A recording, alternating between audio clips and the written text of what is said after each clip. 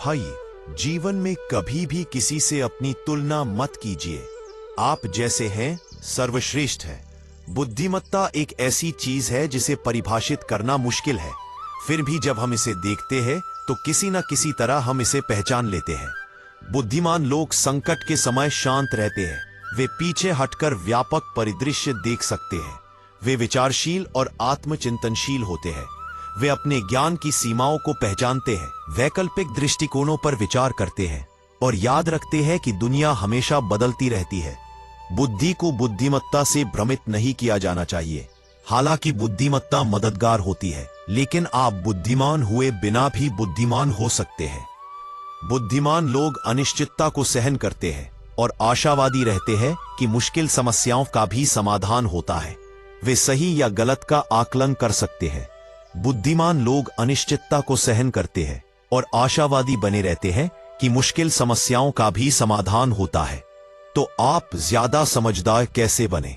मनोवैज्ञानिक दशकों से समझदारी का अध्ययन कर रहे हैं और उनके पास हमारे लिए एक अच्छी खबर है। हम सभी समझदार बनने की कोशिश कर सकते हैं और शायद कामयाब भी हो जाए। उनकी सलाह मानने के हमारे कारण अच्छे निर्णय लेने के लिए बुद्धि प्राप्त करने के स्पष्ट लाभ से कहीं आगे जाते हैं। कनाडा के वॉटरलू विश्वविद्यालय के इगोर ग्रॉसमैन के अनुसार बुद्धिमानी से तर्क करने से कई सकारात्मक परिणाम जुड़े होते हैं। जीवन में बेहतर संतुष्टि, कम नकारात्मक भावनाएं, बेहतर रिश्ते और कम अवसादग्रस्त चिंतन। उन्हें और उनके सहयोगियों को इस बात के प्रमाण भी मिले कि सबसे बुद्धिमान लोग ज्यादा समय तक जीवित रह सकते हैं। लोग जितने ज्यादा बुद्धिमान होते हैं, उनकी खुशहाली का स्तर उतना ही ऊंचा होता है, खासकर जैसे जैसे उनकी उम्र बढ़ती है। बुद्धिमत्ता का खुशहाली पर कोई असर नहीं पड़ता, शायद इसलिए क्योंकि आईक्यू का स्तर किसी व्यक्ति की अच्छे रिश्ते बनाने या रोजमर्रा की जिंदगी में फैसले लेने की क्षमता को नहीं दर्शाता। बुद्धिमत्ता कोई जन्मजात गुण नहीं है। हम विभिन्न परिस्थितियों में बुद्धिमान और मूर्ख हो सकते हैं। बुद्धिमत्ता कोई जन्मजात गुण नहीं है। हम विभिन्न परिस्थितियों में बुद्धिमान और मूर्ख हो सकते हैं। ग्रॉसमैन का मानना है कि बुद्धिमत्ता कोई स्थायी गुण नहीं है जो आपके पास हो या न हो। अगर ये सच है तो ये अच्छी खबर है। इसका मतलब है कि कम से कम हम कभी कभी बुद्धिमान तो होते ही हैं। बीते हुए कल के बारे में सोचिए। आपके दिन में सबसे चुनौतीपूर्ण स्थिति क्या थी और आपने कैसे तय किया कि क्या करना है? ग्रॉसमैन ने अपने हालिया अध्ययन में प्रतिभागियों से इसी तरह के सवाल पूछे।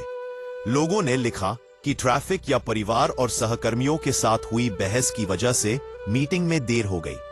शोधकर्ताओं ने उनकी बुद्धि का आकलन करने के लिए उनकी तर्क शैली की जांच की।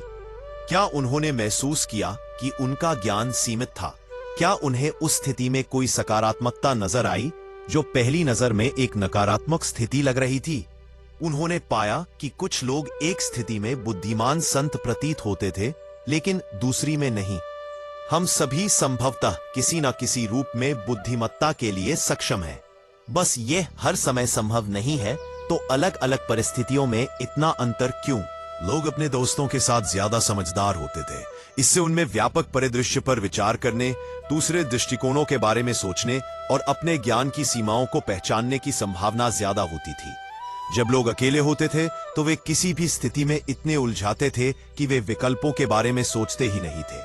इसका मतलब है कि बुद्धिमत्ता हमारी सोच से कहीं ज्यादा आम हो सकती है। ग्रॉसमैन कहते रहे, संभवतः हम सभी बुद्धिमत्ता के किसी न किसी पहलू में सक्षम हैं। बस ये हर समय संभव नहीं होता। कुछ लोगों ने फिर भी दूसरों से ज्यादा समझदारी दिखाई और कुछ ज्यादा मूर्ख, लेकिन हर परिस्थिति में नहीं। इससे उम्मीद जगती है, अगर हम कभी कभी समझदारी दिखा सकते हैं तो शायद हम ज्यादा बार समझदारी दिखाना सीख सकते हैं। और ये निष्कर्ष कि उम्र के साथ समझदारी से तर्क करने की क्षमता बढ़ती है, ये दर्शाता है कि हम इसमें और बेहतर हो सकते हैं।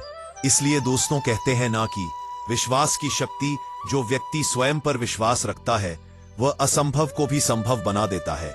इसलिए हर कठिनाई में धैर्य रखो और मन को स्थिर करो, क्योंकि सच्चा भक्त वही है जो विश्वास में धैर्य नहीं खोता।